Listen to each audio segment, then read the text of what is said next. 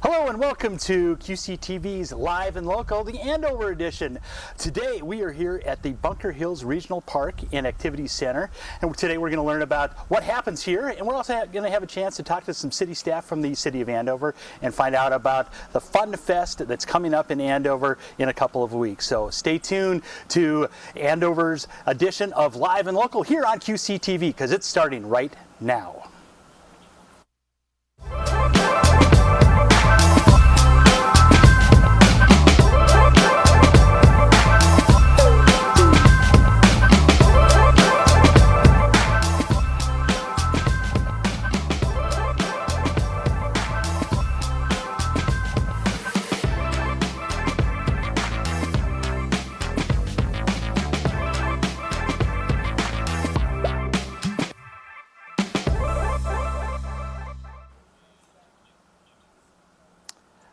Thank you for joining us here on Live and Local, the Andover edition, and we are here at Bunker Hills Regional Park and Activity Center, and we're joined by the Assistant Director for Parks, Angie Soltvedt, and thank you for letting us be part of the show, Andy, and letting us film here today. It's such a great venue, and we're super happy to be part of it.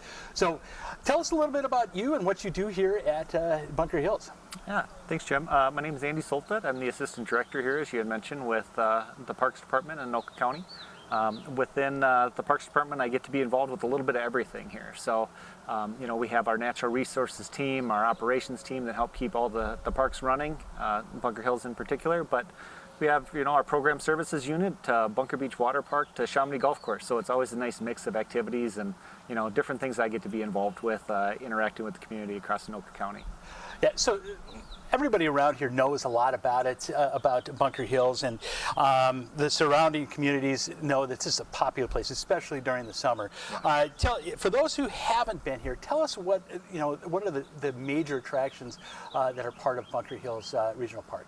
Yeah, one of the things whenever people ask about, Anoka County is, people may ask where that is, and it's like, well, have you ever been to Bunker Hills? And oh yeah, I know Bunker Hills. So it is really kind of that North Metro staple, which is great.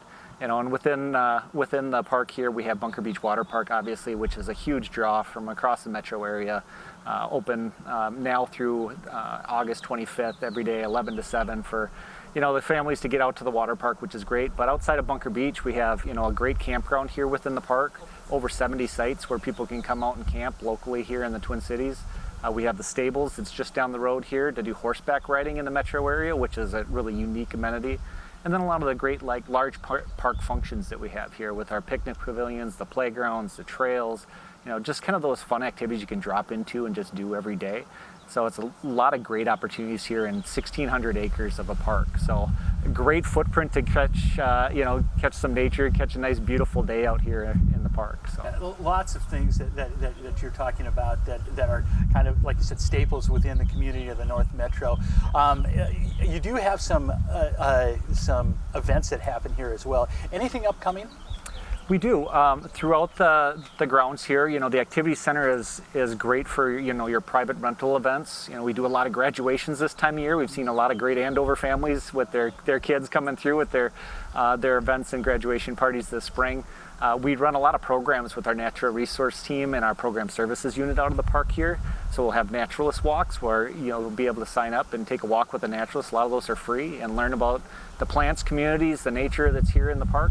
And then we also have, as I mentioned, our picnic pavilions where you can kind of host those activities in the parks and kind of coordinate your own events. We work with a lot of our community partners too with 5Ks and larger events that they put on. So it really is a great community hub in those regards. And well taken care of too. The facility is beautiful out here, and thanks again for taking care of it. So tell us about what your favorite part of the job is.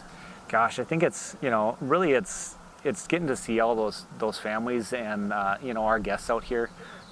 Our job is, it can be stressful at times, but the nice thing is that our goal is to be, stressed out so you're not, right? You're coming out here so you can relax, you can enjoy nature, you can camp, you can go to the water park. It's what people do on their free time. So how do we make that the most enjoyable experience for them? How do we provide the best facilities available for them?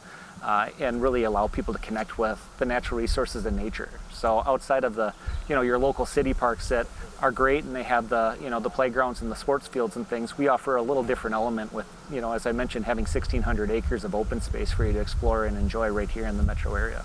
So you can have wilderness in the suburbs, is what you're saying. Exactly, yeah. Yeah, when I can look out my window and see a coyote or a deer walk by, it's not a bad day in the office. Oh, that's excellent.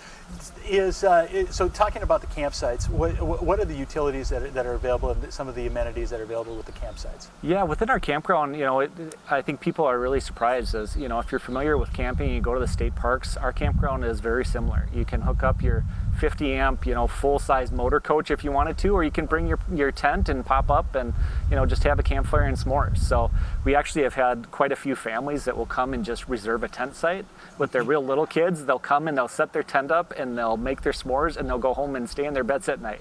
So, it's a great way to introduce young families or young kids or new people to camping, where you don't have that larger commute or maybe adventure out into the woods where maybe people aren't as comfortable. So if people want to reserve or find out more about things, how do we do that? The best way to get information is go onto our website, which is anokacountyparks.com.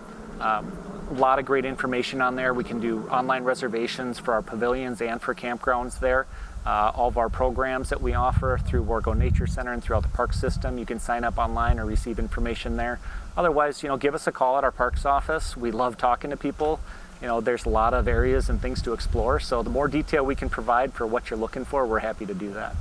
If, as far as, for weddings and for graduations or parties, how much can you, what's the capacity of some of those venues? We can hold up to 200 people here at the Activity Center. Okay. We do also have our outdoor space here on the Overlook, which we can have 100 on the Overlook here for events, which is great. Our pavilions, which we're in the process of actually just kicking off replacing our 2 large pavilions in the park. Those can accommodate about 250 in the large pavilions. So a really large scale of people that we can accommodate there. We do have some smaller structures too for 50. So a lot of variety for opportunities for events. So one question, you've been part of this Anoka County and a part of the Bunker Hills Regional Park for 10 years. Yeah. If you could remember back one significant thing in your career or improvement, what would it be? I think a lot of it that would really stand out to me is just our ability to connect with people. We've made it a lot more seamless for people to get the information and learn about the parks. So there's a lot of people who live right here in Andover or in Anoka County even that aren't familiar with, more than that park that's just down the road. So we have 13 different great park resources, 7 different regional trails, so being able to get that information out to people so they can explore something new has really been, something that I've prided myself and my team on trying to get as many people engaged as we can. And as a result, we have about 6 million visitors to our park system every year. Unbelievable. That's incredible. So everybody in Minneapolis is here a couple times, basically. Or in the Twin Cities is here quite a couple times. Hey, so tell me, is there anything else you want to add? No, I would just encourage people, you got beautiful days like this, they're short and fleeting in Minnesota. Get out here into the park system. There's always something new to explore, whether it's summer, whether it's, fall or middle of winter. We have snowshoeing, we have other activities. So, encouraging you to get out in nature, make that connection. There's all kinds of proven studies out there that just spending 10 to 15 minutes a day outside in nature makes such a difference for your well-being. So get out there and do it. That's what we'd encourage. Great. And you walk the trails yourself, right? I love to, whenever I get the chance. Oh, that's great. Yeah. Well, Andy, thanks so much for joining us here on QCTV's Live and Local. We really appreciate you allowing us to set up shop here for an hour or two and really get to know a little bit more about the venue and the park itself. So thank you. Of course. Thanks for coming out. So coming up next is we're going to learn about the Anoka County and how green-minded people serve the recycling ambassadors. We'll find out more about the program with this video. There are many programs aimed at helping the environment, but one great opportunity for Anoka County residents stands out. You can become an Anoka County Recycling Ambassador. Well, welcome everyone to the Recycling Ambassador program. We're so glad you are here today with us. The Recycling Ambassador program is a free 6-week program it's a series of courses on waste reduction, recycling, in organics recovery. Anyone that wants to participate, it's free to participate. The Recycling Ambassador program is similar to like the Master Gardeners program, where you volunteer, like give back hours after the course is complete. So that's what makes this program really special and unique, because you're doing so much community outreach. So if anyone wants to get involved more in their community and do more to help their community reach their recycling and waste reduction goals, we'd really love to have you. Becoming a recycling ambassador is designed to perfect your recycling skills and help you navigate the tricky aspects of waste reduction, reuse, recycling, and composting. The first Recycling Ambassador class was held in 2014, and then the county began regularly holding these class series in 2020, about 1 to 2 times a year. And the Recycling Ambassador program is based on other metro counties' class sessions and programs that have been really successful. And so Anoka County said, hey, let's give this a try and see if it works, because there's such a need for people to help out in the community. There's always a need for more volunteers. The more people involved, the bigger the impact will be to reduce waste. So the state of Minnesota has set, the legislature set a goal to reach a 75% recycling rate by 2030. And currently we're working towards that goal still. We're about 54%, I believe, 55% as of this last year. So, we've got some steep hills to climb, and we are really working hard towards that goal. By empowering yourself with knowledge to motivate others and to make a real change, the Anoka County Recycling Ambassador Program helps close the gap in recycling myths, complex packaging, lack of education, and changing guidelines. Lots of different ways that people can get involved and volunteer in their community. A couple examples are, sometimes people will volunteer at community events and have educational tables, or like farmers markets, or family events where they have family environmental events. Sometimes people help with recycling and food scrap recovery at community festivals. They can also help their places of worship or their businesses get connected with those resources to provide technical assistance and or grant funding. And we've also had some of our recycling ambassadors volunteer at what we call our Fix-It clinics.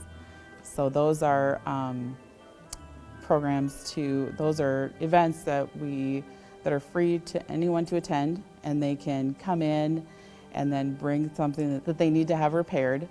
And then we have a volunteer corps of fixers that are expert fixers. They're just so skilled at what they do. And then we try and get it fixed for them. It's open to anyone, really. If anyone's interested in helping out in their community, or people that are, interested in, helping the environment, but they don't know where to start, this is a great place to start. Be the change you wish to see with the Anoka County Recycling Ambassador Program.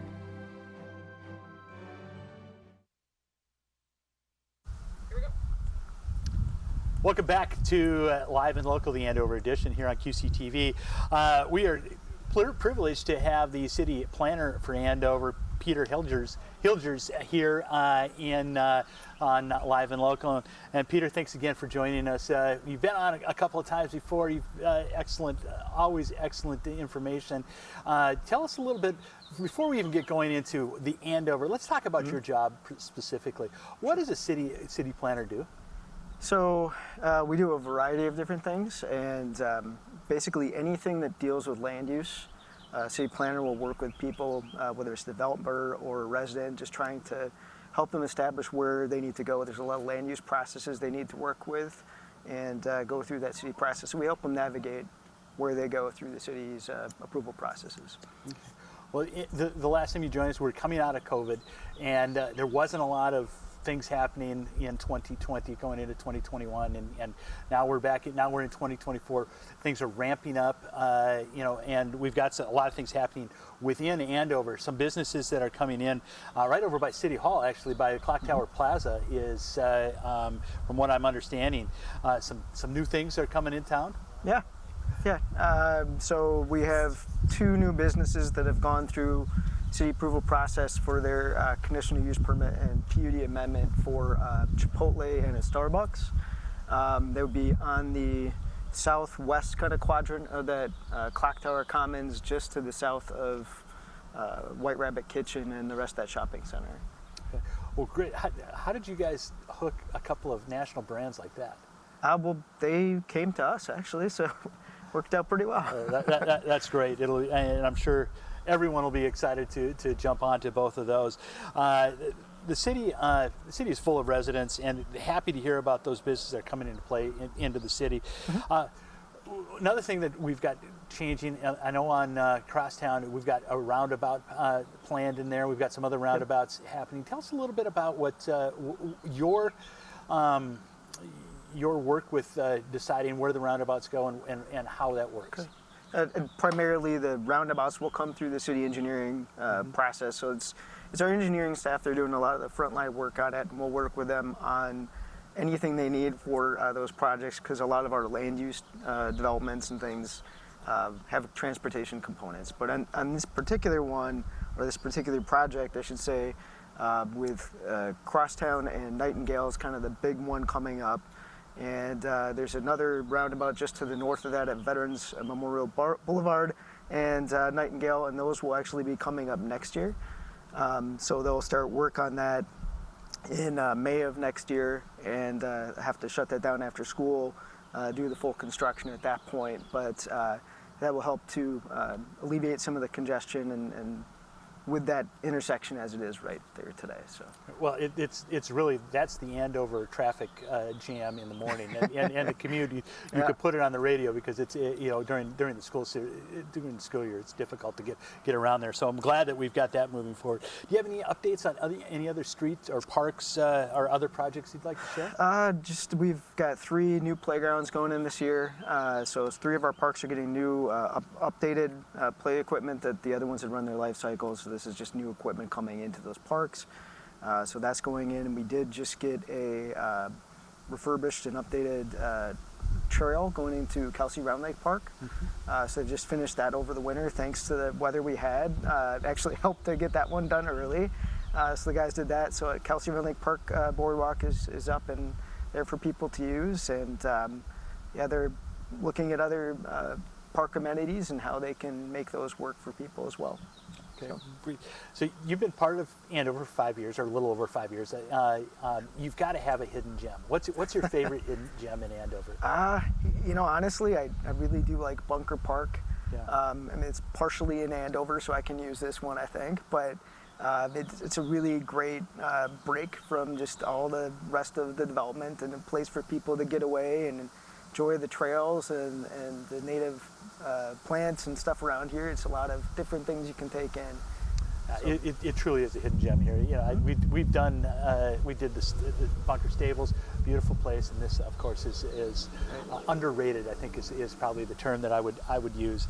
So, as a city planner, there's some pure joy, I'm sure, that you get out of developing some developments that are that are exciting for Andover. What is the funnest part of your job? I think just on any of them, whether it's a small thing and you're working with resident on just getting something on their property, or those big developments, it's just seeing the thing through. And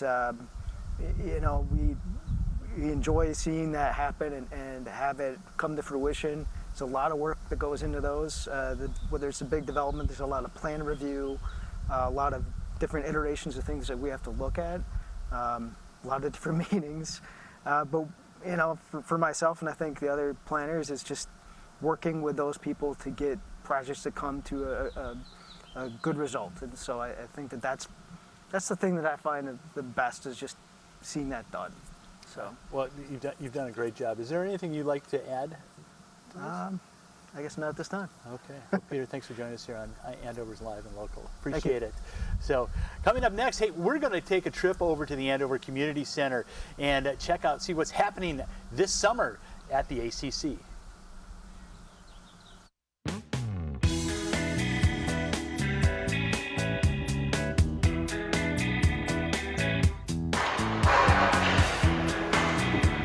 The Andover Community Center. A beautifully renovated building is ready for your next adventure. So yeah, we're coming up on our 20th anniversary here later this summer. For the ice arena, the facility as a whole, including the YMCA, opened, it'll be 20 years next summer. But yeah, early on in the planning process, the city got together with the YMCA and formed a partnership. So not only do we have our gymnasiums and the 2 ice rinks and walking track, multiple community rooms that are all operated by the city, but then the YMCA has all the fitness, the studios, the pools, obviously all those programs that YMCAs do, and I think it's fair to say it's been a very successful partnership here for coming up on 20 years. From the growing popularity of pickleball to the walking track, the Andover Community Center offers plenty of activities to suit your needs. Yeah, so just to hear about 4 years ago, we did a big expansion, added our second sheet of ice, which includes a walking track on the second level, added another gymnasium, multiple community rooms again. But yeah, again, going back to maybe the early folks that designed the building before I was here, you're right, we get a lot of compliments. The black concrete floors, all of the wood beams, all the woodwork through the building. We work really hard as a staff to maintain all these spaces. We took opportunity here this spring actually to do a fair amount of updates. Going on 20 years, it was time to refinish floors and do a lot of painting and that type of stuff. But yeah, it's certainly a beautiful building. You know, we take a lot of pride in the community center here. It's a beautiful facility. I would encourage anybody that's maybe not made it in here to just stop in. Visit our information desk. We can take you on a tour. Be happy to show you all of the schedules, all the activities, and really just all the opportunities that the community center has, both for residents and non-residents.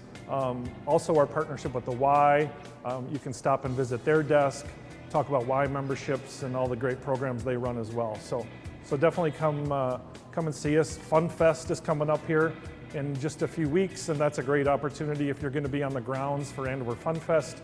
Make your way over to the community center. It's a good spot to come cool off a little bit, grab some concessions, whatever you need, and come visit us.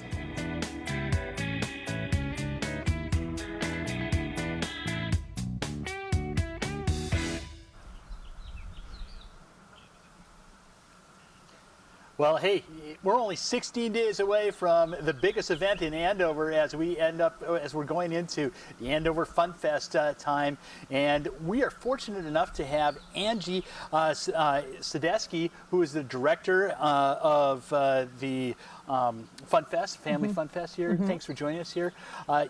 You've been the director for 7 years. Yes. And what an event, and this thing seems to get better and better each year. I know personally that we're there for the parade, and I know that that's a small fragment of what really goes on for the 48 hours or that it happens out there. But I'm super happy that you're part of this. I know it started back in 1996, and so we're going into, I think this is, even though it's the 28th year, it's really the 27th because we missed one with COVID, correct? So it's always a good time for the city. Unforgettable fun for the families.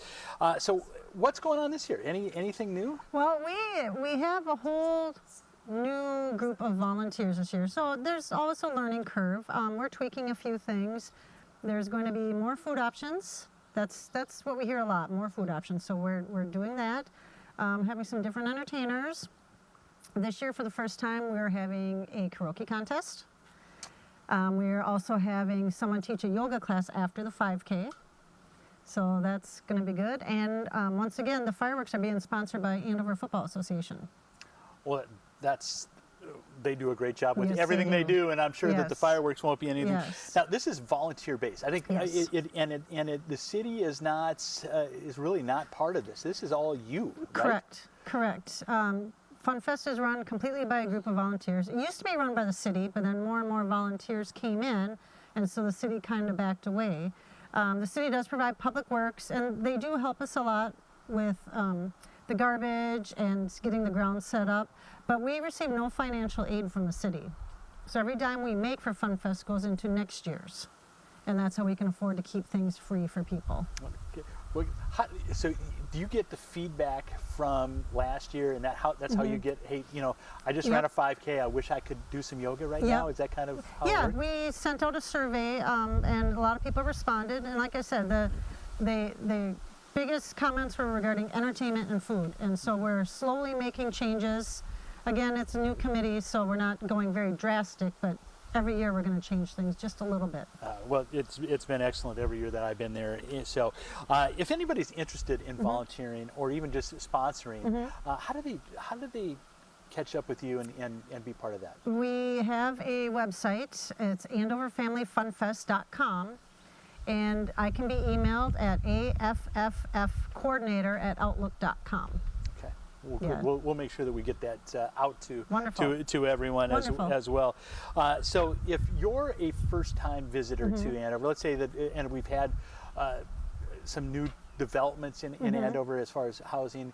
If you're a first-time resident to Andover and you were going to come into the FunFest, how can they find out what's on tap, and what would be your things that you would direct them to, especially if they have young kids? Right.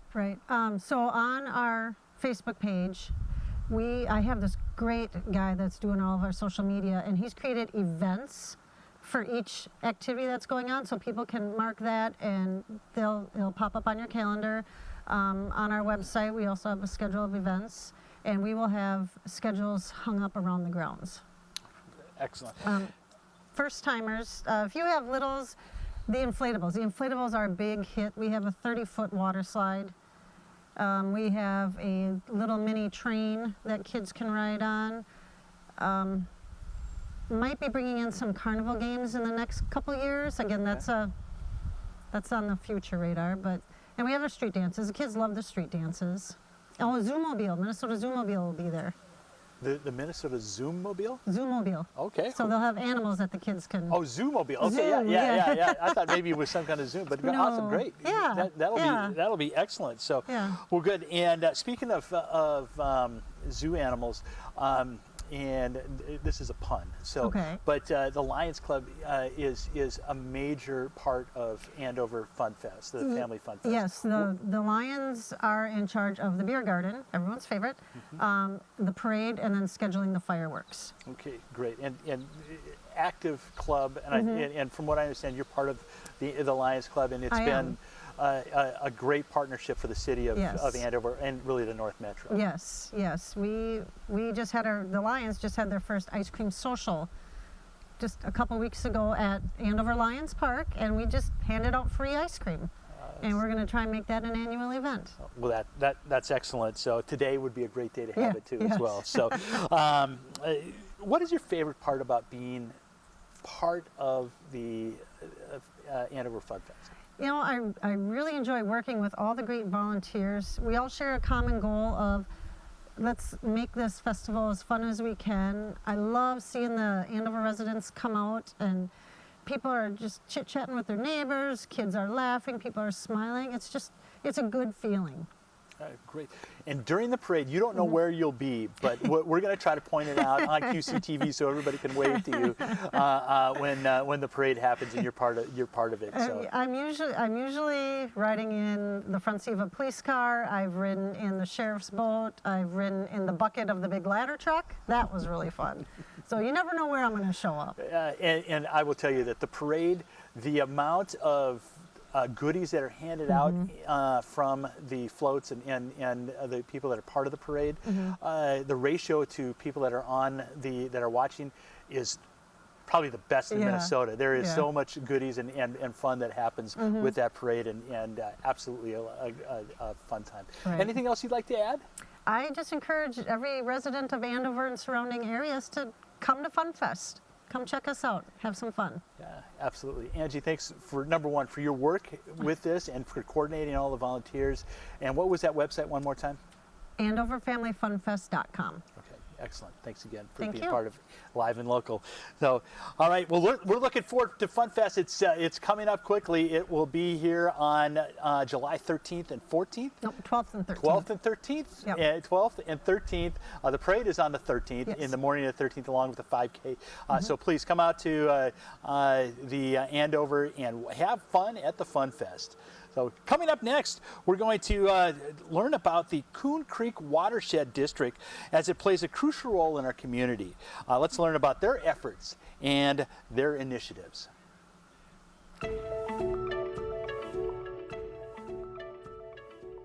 This year, the Coon Creek Watershed District celebrates its 65th anniversary of operation, serving communities across the North Metro area by managing the surface water and groundwater systems that are interconnected to places like Crooked Lake and Bunker Lake in Andover. The district's main focus being the development, drainage, flood prevention, and the protection of restoration of water quality throughout their communities. Future water is going to become a bigger issue in Anoka County. I would hope that, and it would help if it was handled by the cable stations more. And it's water, so it's not a peaceful, Mark Twain's saying was whiskey's for drinking, water's for fighting for. And Minnesota is at that point, and really we're just right on the edge, right on the cutting edge, right on the tip of a water era, a major water era. We had the opportunity of sitting down with the district administrator, Tim Kelly, who recently received recognition of 34 years of service with the district after starting his career as the district's first full-time staff member. I got here because there was some really dark days. It's been fascinating, 34 years. I've had people ask why, what has kept you here? I mean, I figured I was going to be on the ministerial plan, so you stay for 7 years, and then you leave. And it just goes by so fast because professionally, there's just constant challenges. Including projects like the recent completion of the Coon Creek Park Stream restoration in Andover, where the district, in conjunction with the city, received a state grant for a restoration project to the stream that addressed water quality and additional flood control. Today, the larger focus of the district within the City of Andover is an area referred to the Rural Reserve. A large agricultural area just east of Round Lake is a challenging location due to the influences of Coon Creek and flows coming from the rural area. This restoration will largely be led by the City of Andover, but the district will be greatly influenced by the water resource and soil conditions that are on the site, especially during one of the heaviest flooding years Minnesota has seen. We certainly officially left drought conditions in February or March of this year. And now we've turned the tables. We've gone from 2 of the driest years on record to now one of the 5 wettest years on record.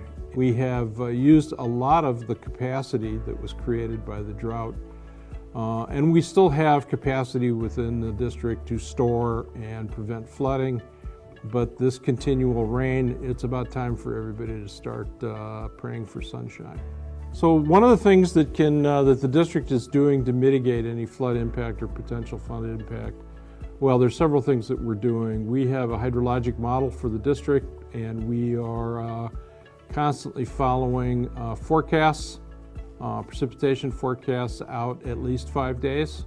And we monitor those for anybody else who watches the weather, sometimes on an hourly basis, because they can change just that quick. We also ensure we have crews that are out making sure that public ditches, public streams are free and clear of any kind of obstruction, any kind of debris.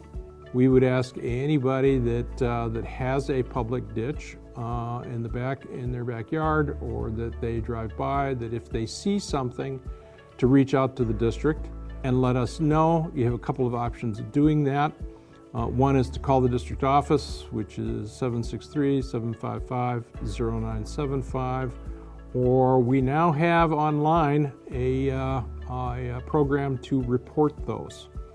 And so the district's website is www.cooncreekwd.org, and on that website you can find and be directed to where you can report those issues. Covering a total area of 107 miles across 7 cities, it takes the work and coordination from both local and state level governing bodies that led the district to success in their mission.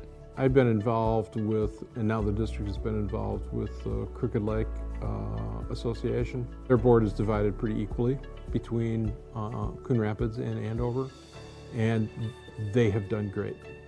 You know, they are a real service to both, not just the lake, but to the community as a whole. And it's really, they are a great model of the power of citizens that are motivated and focused. They're doing the right things, they're doing things right. It makes our job easy to just help and assist them and kind of guide them. And they have adapted, and they've taken the ball, they've just run with it. So the only other thing I would plug would be Andover City staff.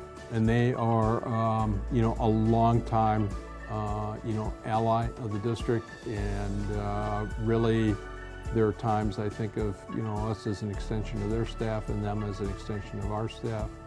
And the water business is a hard business. You invariably, you have disagreements, you have arguments, you have fights, and getting over that and solving the problem for the public, and there aren't any that are better.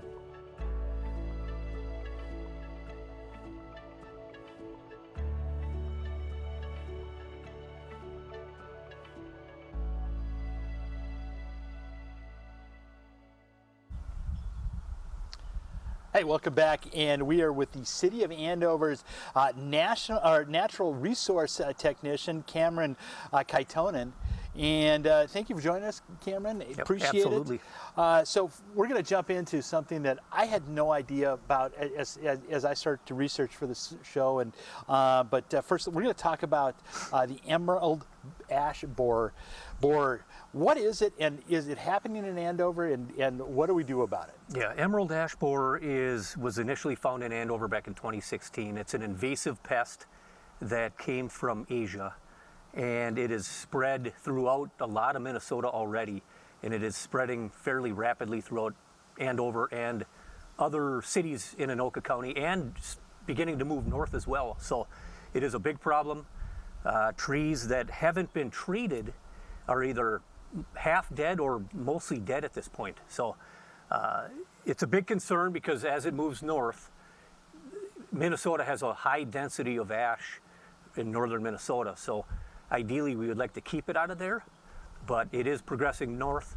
And that's kind of a quick summary of EAB and the damage it can do. So EAB is obviously something that is on your mind probably every day that you go to work. What are some signs that we can look for if a tree has an ash has EAB? Yeah, one telltale sign of emerald ash borer infestation is excessive woodpecker activity in the tree. The woodpeckers go after the larvae of the borer. That's what does the damage to the tree. It's them. The larvae carve these little tunnels underneath the bark, disrupting the natural water and nutrient uptake of the tree from the roots to the leaves. So when you see woodpecker activity, more often than not, it's EAB infestation in the tree. Okay, so and let's say a homeowner finds, woodpecker activity. What should they do? Is the tree a lost cause at that time? If you can catch a tree before, the general rule of thumb is like 30% or less dieback in the canopy. If there's that's the threshold general for being able to save that tree. Anything greater than 30%, more often than not, that tree is too far gone to treat. We do have a very active treatment program in the City of Andover. This is our 8th year doing it. It's been very popular. We hire a city contractor to treat trees for a discounted rate for residents, and it's really saved hundreds of trees in the city, several hundred trees. You got to treat them every 2 years. The treatments are fairly effective, especially for trees that have little to no infestation. So, but as the tree becomes infested, the chemical is less effective in that tree, in that particular tree. So it's good to catch it early on if possible. So it's important that I think we think of trees and we walk past them. It's like the only time we really look at them is if they're in our way, a branch is hitting us when we're mowing the lawn, or if they're in the fall when as leaves change. It's obviously beautiful to look at. So the signs of a woodpecker, or can you proactively treat your ash? Yeah, absolutely. And in fact, we encourage you to, because more often than not, the tree pretty much every tree in the city by now has at least some EAB in the tree, even though you may not notice it. It starts at the top. So I would say, I'll just throw a number, 95% of the trees in the city have some degree of emerald ash borer. So we encourage folks to be proactive and treat the tree early on if possible. So there's a cost associated with it, obviously, to treat. You've got we've got a city contractor that we're using. Give me an idea what the cost is on treating this. So we'll just say a 12-inch, I'll give you an example, a 12-inch diameter at breast height tree, so 4.5 feet up from the ground, 12-inch DBH would run between $75 and $125 to treat with our discounted rate through the city contractor, which is a really great rate, almost half off the going rate. So definitely worth it, protects the tree, hopefully for at least 2 years, then you got to retreat. Well, I tell you what, that is a whole lot less expensive than actually buying a new tree and having it planted. As we spoke off camera about, a certain species of tree, it can be up to $200-300 for a new tree, where $75 to $75 to be able to treat something proactively seems like the right and responsible thing to do. Yep, and let alone the removal cost of that tree, which could be several hundred, even $1,000 for a large tree near a house or fence. So again, treatment, we encourage if possible, if the tree's valuable, and yeah. Okay, great. So let's say that the tree is beyond 30% or pretty much infested. What do you have to do to make sure that it doesn't go to other trees, and how do you dispose of that tree correctly? So at this point, emerald ash borer is already pretty much all over the place. We do require certain trees to be removed.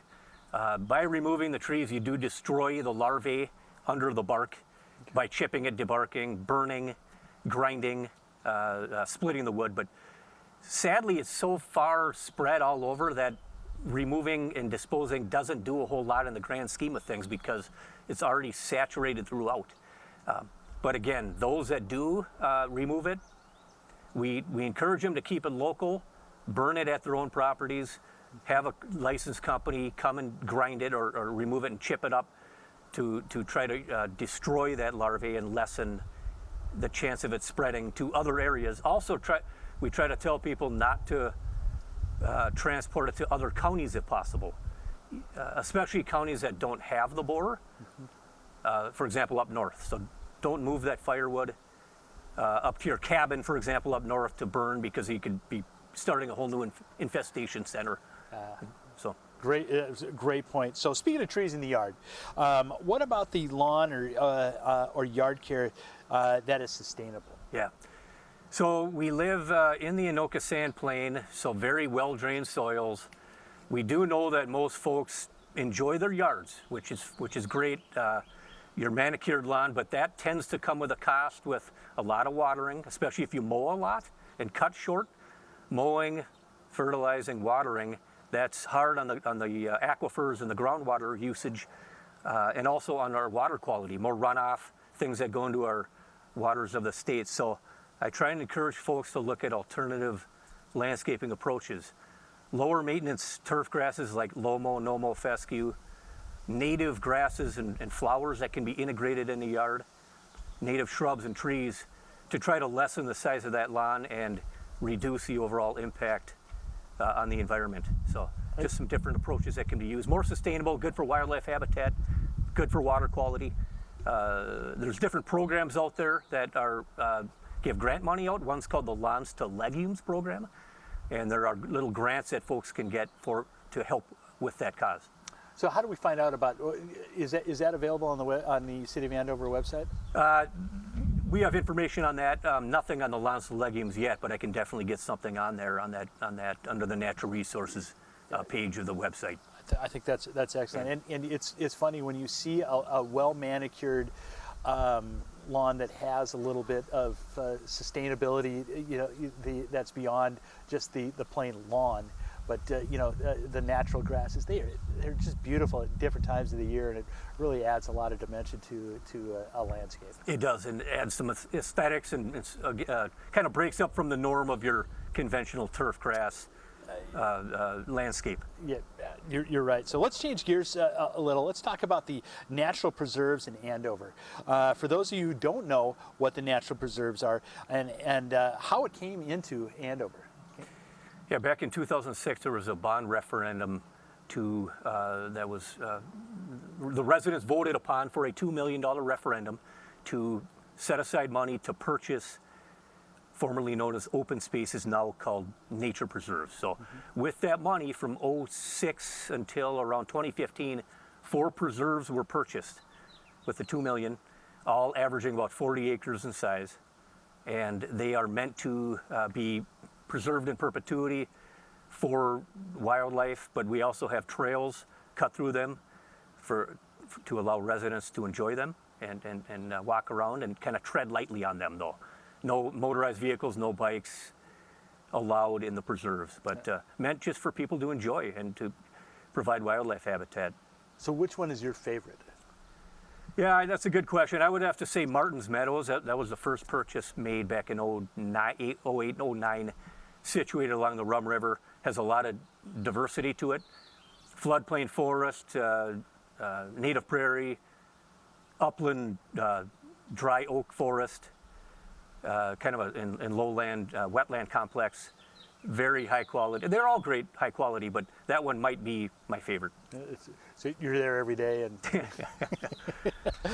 so is there anything else you'd like to add? Anything else going on in Andover right now that's on your plate that you're having to work through? Well, forestry related, we're just keeping up with the latest potential pests and insects and diseases that might be coming down the pike, and continuing to keep up to speed on that so we can share that information and learn, and if we see that going on at property owners' trees, that we can give them the best information, and also encourage folks to plant a variety of trees.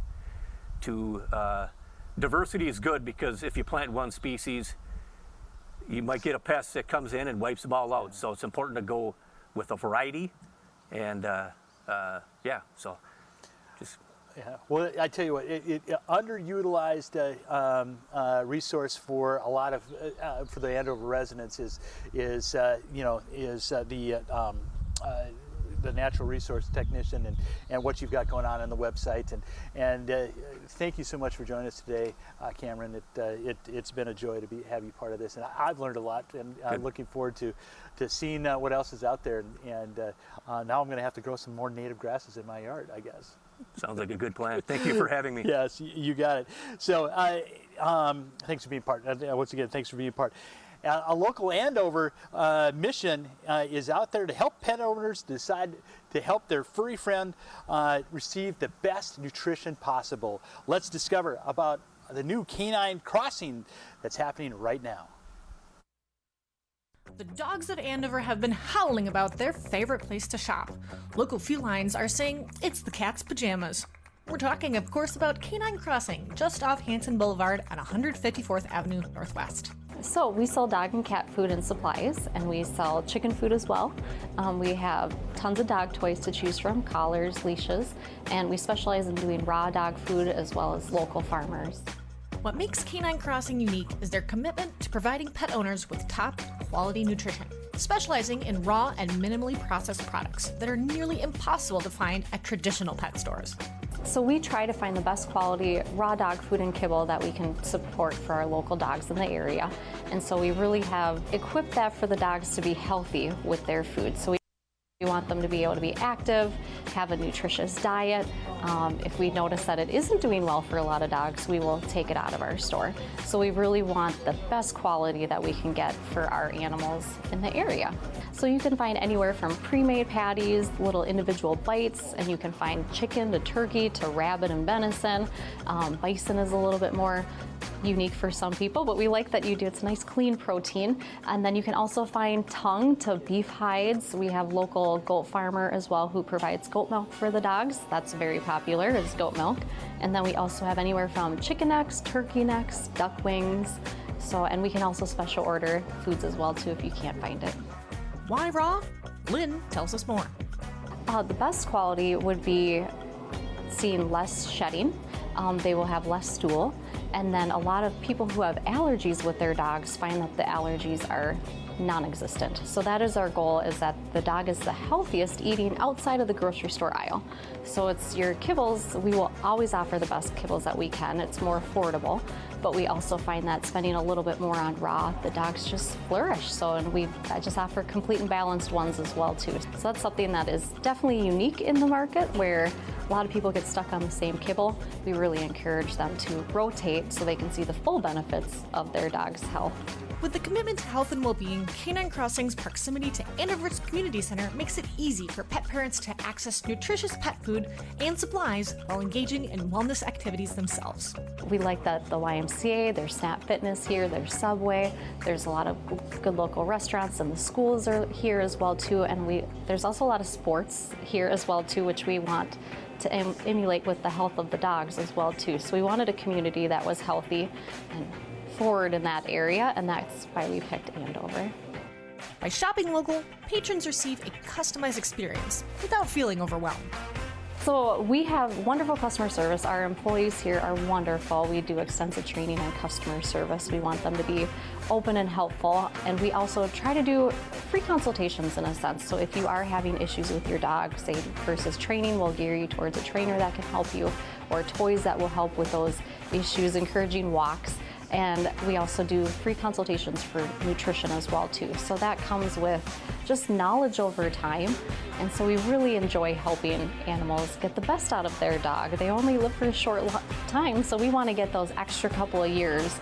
And we've really found success with nutrition. So that is our goal, is being just unique in that aspect, where it's not what brand sells the most, it's what's going to be best for your pet.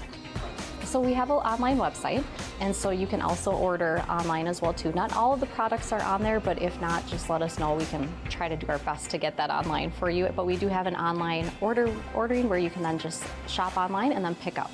So, and then if you have any questions, feel free to email, call us, stop in. We have people that drive quite a bit of ways, or you can call, whichever most convenient for you.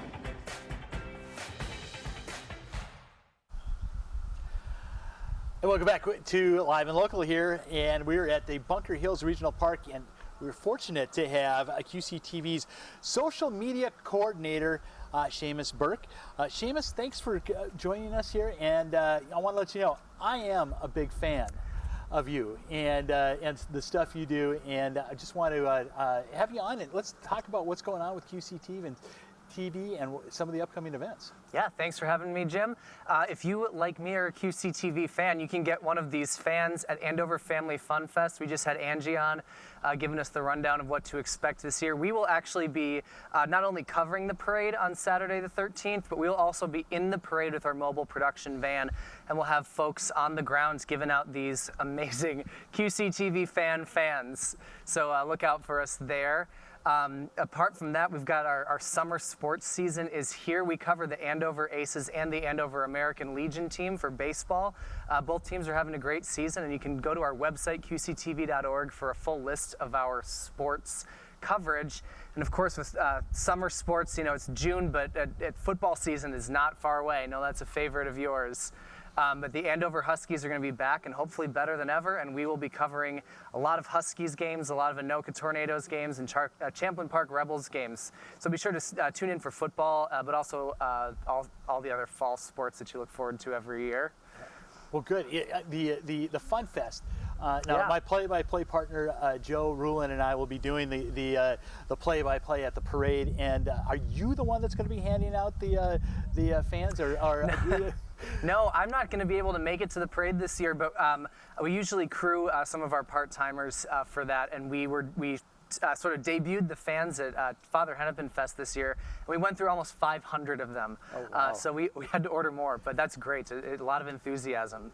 So as a social media coordinator, you know, it's important to get out the message of, you know, the certain communities. I know that Andover has a strong following, especially when it comes to sports seasons, and some of the following some of the like the football team, the hockey team, and a real community. What is your favorite part of your position and being able to connect with the viewers? That is a great question. I love seeing the reach that our stories can have and the impact that they can have on our community. I mean, like earlier today, I went out with Billy behind the camera here, and we took some pictures of the Rum River and the Mississippi, just showing how high the water levels were.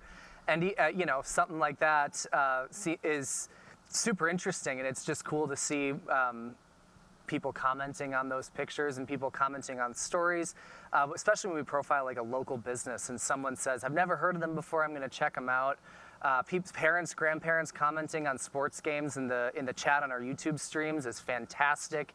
Same thing with graduations. We just wrapped up our graduation season. Those are always big productions for us. So if you're an Andover High School parent or an Anoka or a Champlain Park High School parent and you want a copy, you can go to our website and purchase a copy. You can also obviously stream them for free on our YouTube channel. But my favorite thing is seeing our stories make an impact on residents.